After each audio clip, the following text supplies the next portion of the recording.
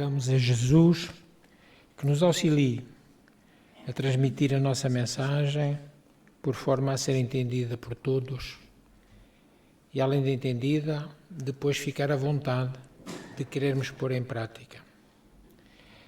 É um tema interessantíssimo que está baseado totalmente no livro O Céu e o Inferno. Para a nossa orientação, quem já leu este livro? Então há uma grande quantidade que ainda não leu e não sabe o que perde. Vamos falar e no fim espero que tenhamos quantidade para todos aqueles que vão querer comprar. Para nós, uma das coisas mais difíceis de entender é o que significa a palavra felicidade. Felicidade na sua amplitude absoluta. O materialismo exacerbado com o qual nós convivemos diariamente faz com que muitas vezes duvidemos dessa felicidade que, no entanto, tem sido citada por tanta gente e em tantos livros. Mas nós, os espíritas, sabemos que o nosso planeta Terra é um mundo de provas e expiações e está num processo muito lento de transição para mundo regenerado e que, por isso, é necessário que acordemos, porque só reclamamos disto, reclamamos daquilo, sem sequer estarmos fazendo nada ou quase nada para melhorarmos o meio em que vivemos. E quantos são os que vivem a reclamar da sua condição sem sequer olhar para o lado, olhar ao próximo, sem olhar para irmãos em situações muito menos favorecidas, quando poderiam estar dando uma mão, um amparo, quem sabe até uma palavra de amor. Parafraseando Jesus, é preciso ter olhos de ver, ouvidos de ouvir e boca para lançar perfume ao vento. Então paremos os lamentos, coloquemo-nos à disposição de Deus, o Criador, que deseja sejamos felizes e nos dá inúmeras oportunidades para vencermos. Há muitos séculos, Jesus já pregava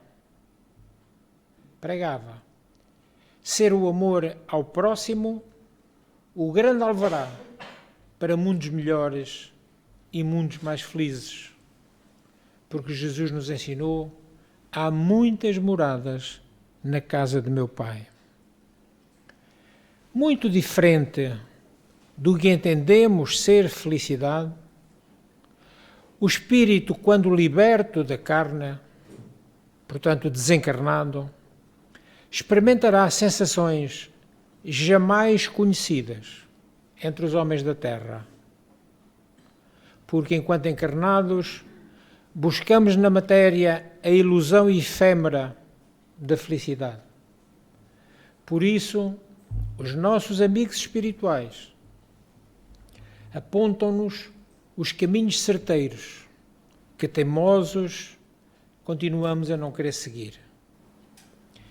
Nesta obra, O Céu e o Inferno, que tem subtítulo A Justiça Divina segundo o Espiritismo, Kardec, com o brilhantismo que lhe era peculiar, já que tinha vastos conhecimentos, faz uma análise pormenorizada dos mecanismos pelos quais se processa a justiça divina. É sobre isto que nós encontramos a totalidade do livro, a justiça de Deus. E Kardec mostra-nos agora, mediante uma fé raciocinada, em concordância com os princípios evangélicos trazidos por Jesus, e analisados profundamente no Evangelho segundo o Espiritismo. Sendo a crença da sobrevivência da alma à vida corpórea uma das bases da doutrina espírita, bem como o preceito a cada um segundo as suas obras, o livro expõe com brilhantismo a questão das consequências dos atos dos indivíduos durante e após a morte do corpo físico. Mostra-nos a situação em que fica a alma, a sua situação no mundo espiritual, as condições do desencarne, as futuras encarnações e muitas outras coisas. Esclarece Kardec: não fomos procurá-los, os espíritos, nas personagens mais ou menos ilustres da antiguidade, cuja situação poderia ter mudado consideravelmente depois da existência que lhes conhecemos, e que por isso não oferecessem provas suficientes da autenticidade.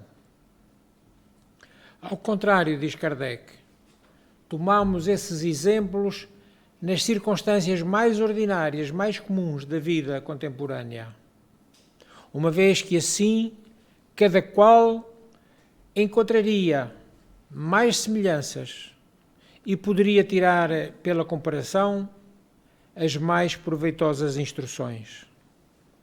Quanto mais próxima de nós está a existência terrestre dos espíritos, mais fácil se torna averiguar-lhes a identidade. Esta é a explicação de Kardec. E está na segunda parte, no capítulo 1, no item 15. O livro é um verdadeiro tratado sobre as divergências, contradições e incoerências encontradas por Kardec na sua época. Tudo isso em discordância entre ciência e as diversas filosofias doutrinárias e até as religiosas que existiam. Nesta segunda parte temos a demonstração prática dos conceitos cuidadosamente analisados por Kardec, por meio de relatos reais dos espíritos em estágios evolutivos variados e que desencarnaram em diversas circunstâncias. Deste trabalho prático, levado a efeito durante a codificação, resultaram os relatos daqueles que, já se encontrando fora do envoltório carnal, narram experiências interessantíssimas sobre o momento da passagem e as condições em que ficaram como espíritos felizes. Demonstram, na prática, como se processa a lei divina de causa e efeito. Desconstroem o conceito das penas eternas. Morreu, fez mal, vai para o inferno ficar a arder eternamente. Eles vêm demonstrar que não é assim. Porque nos mostram que há vida após a morte do corpo. E é um espírito que agora diz: um dia, como eu, vendo a pátria dos espíritos, exclamareis: a morte é a vida. Ou antes, um sonho, espécie de pesadelo que dura o espaço de 1 minuto e do qual despertamos para nos vermos rodeados de amigos que nos felicitam. E estão todos eles ditosos por nos abraçarem. Isto no contexto dos espíritos felizes, palavras de Antoine Cousteau, está na página 207. Os casos são acompanhados de dados, nomes, referências de locais, acontecimentos e outras informações reais que puderam ser constatadas como verdadeiras.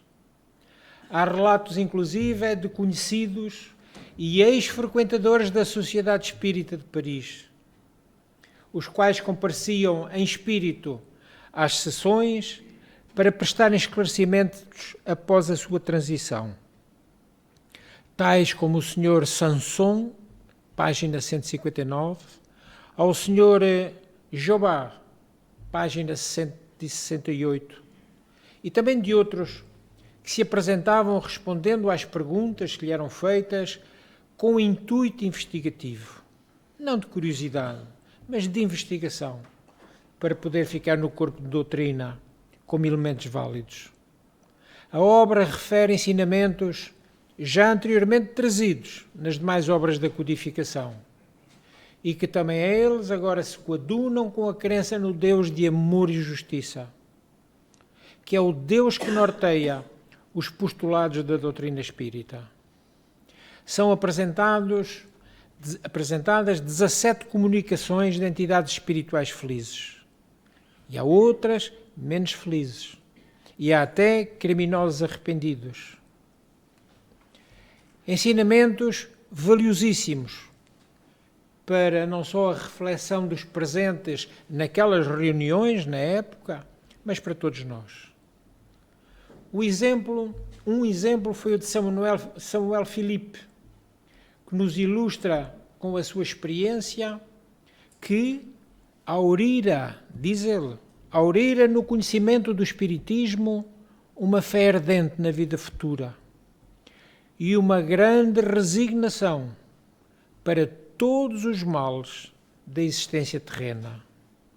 A página 173. Cada testemunho dado demonstrava a manutenção da individualidade após a morte. Continuamos sendo os mesmos, rigorosamente individuais, não há misturas. E o quanto a consciência de Deus e o comportamento moralizado faz diferença durante e após o desencarne.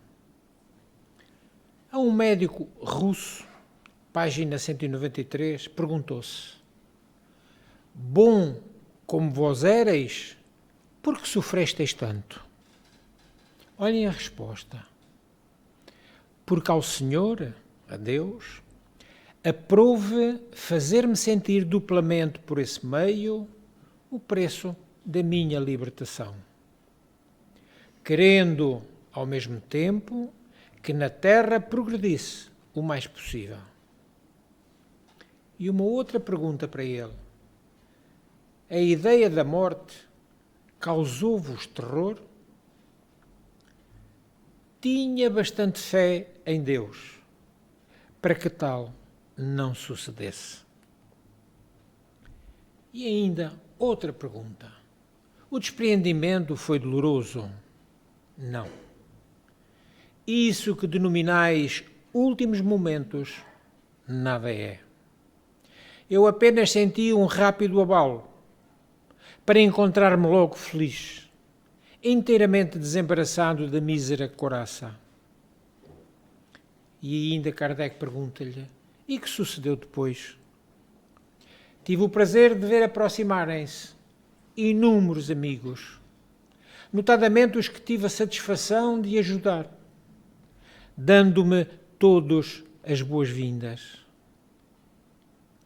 Também um antigo membro da Sociedade Espírita de Paris, falecido em 21 de abril de 1862, curiosamente, que dia é amanhã? Amanhã fará 160 anos deste desencarne. Após um ano de atrozes padecimentos, o Sr. Sanson, que havia pedido a Kardec que o evocasse, e para satisfazer-lhe o desejo, evocou o mais breve possível.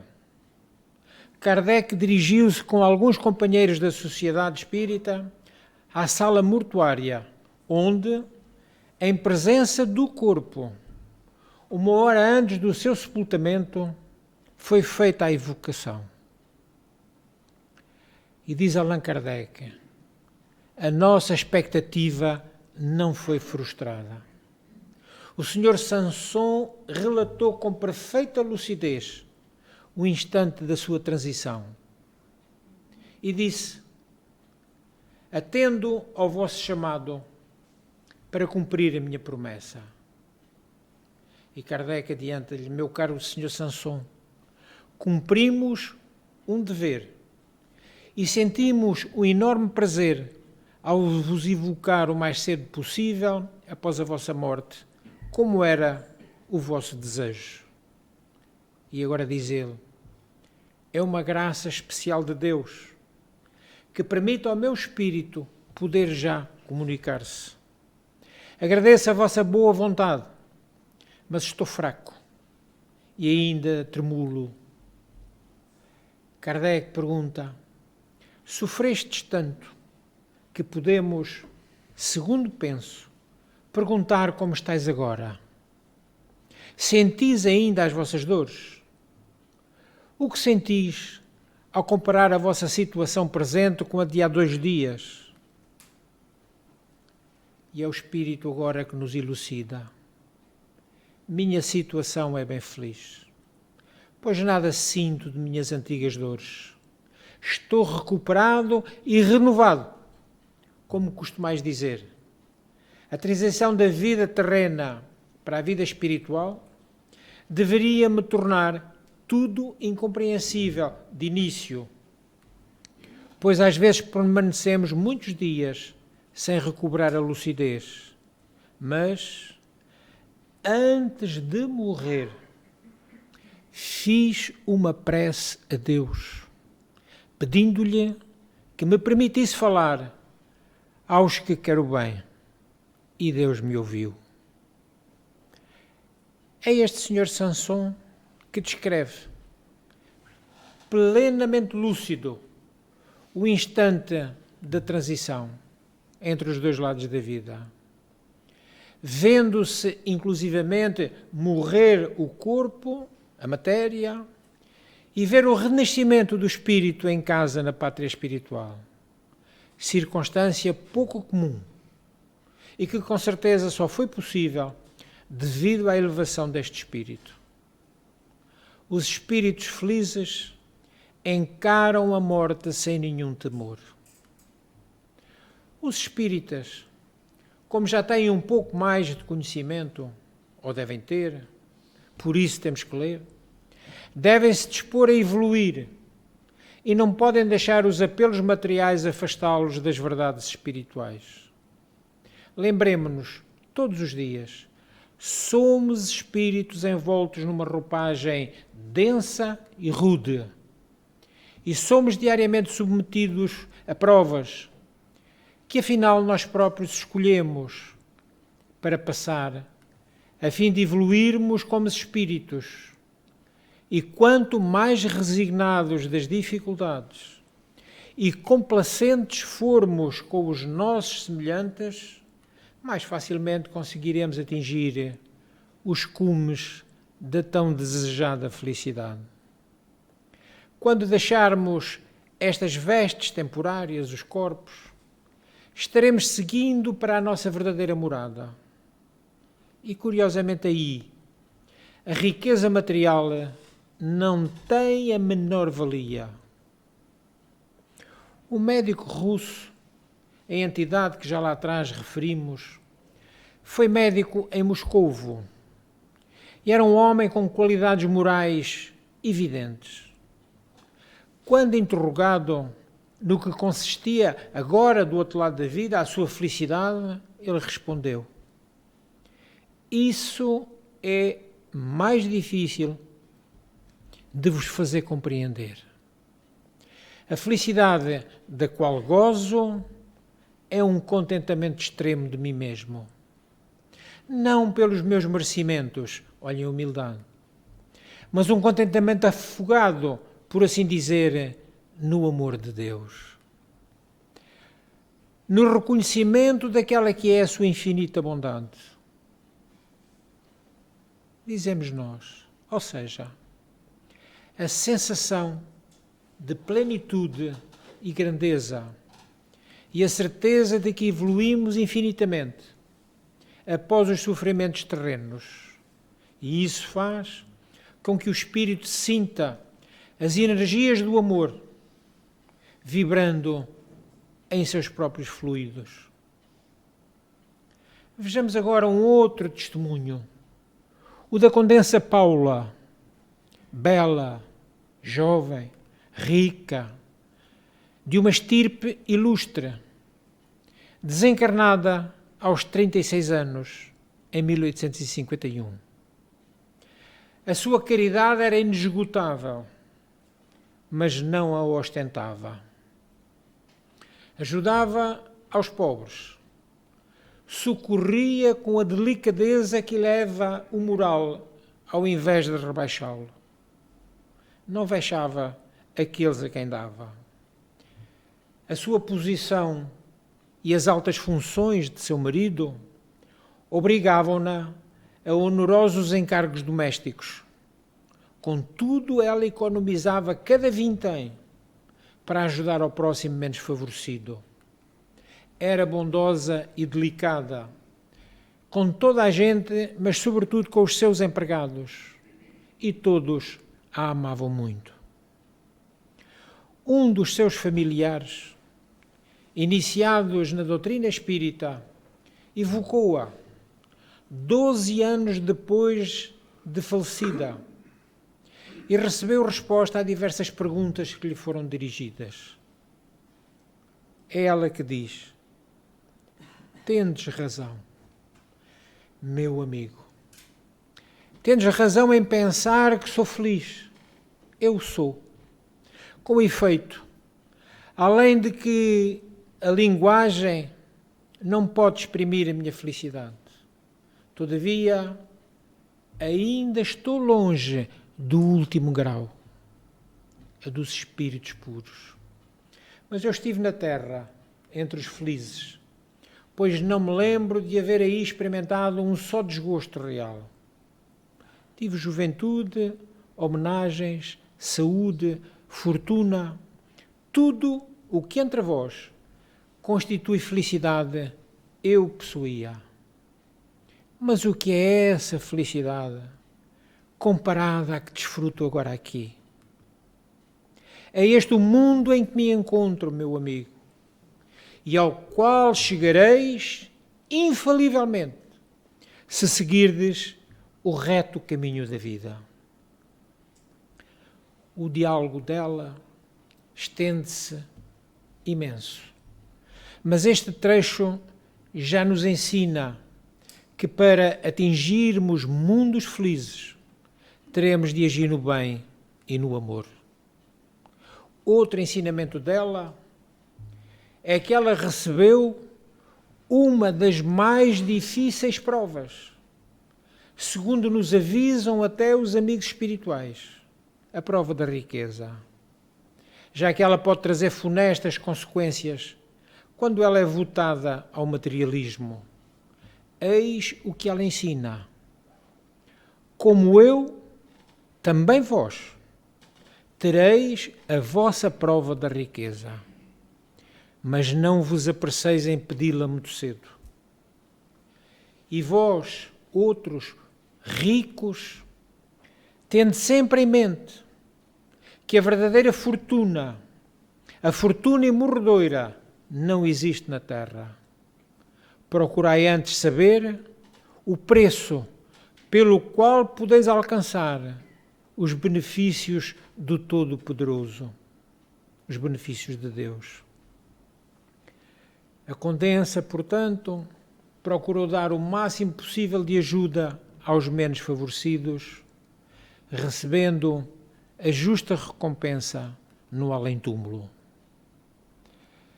Ainda um outro espírito que se assinou como Bernardin, que dá uma mensagem em Bordeus, no ano de 1862, diz que teve uma reencarnação profundamente infeliz. Era um período de dura servidão, já que ele refere que viveu entre 1400 e 1460, século XV, e nós sabemos como era a vida daquela época, em que os grandes senhores faziam tudo quando lhes apetecia, não só dos homens, mas de toda a família.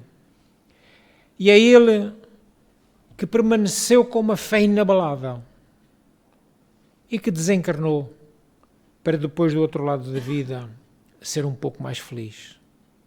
Ainda é ele que diz que, entretanto, teve uma outra reencarnação como um missionário, mas missionário da fé verdadeira, e que nessa granjeou também o merecimento de agora estar do outro lado da vida, em situação feliz. E foi-lhe perguntado: e tendes agora alguma ocupação? E disse ele: como pensais vós que nós os espíritos somos desocupados? Agora tenho a missão, ouçam, agora tenho a missão de orientar as casas espíritas. Que coisa boa! Podemos concluir que, como vimos, o livro O Céu e o Inferno veio trazer inúmeras comunicações de espíritos que desencarnaram e as vieram relatar com um único fim: o fim de nos educarem e explicar o que nos aguarda no outro plano da vida. É um livro intenso, pois observamos que ali está sempre a lei da ação e reação, que o Espiritismo tanto fala, e que esta lei toma uma forma especial no pós-morte.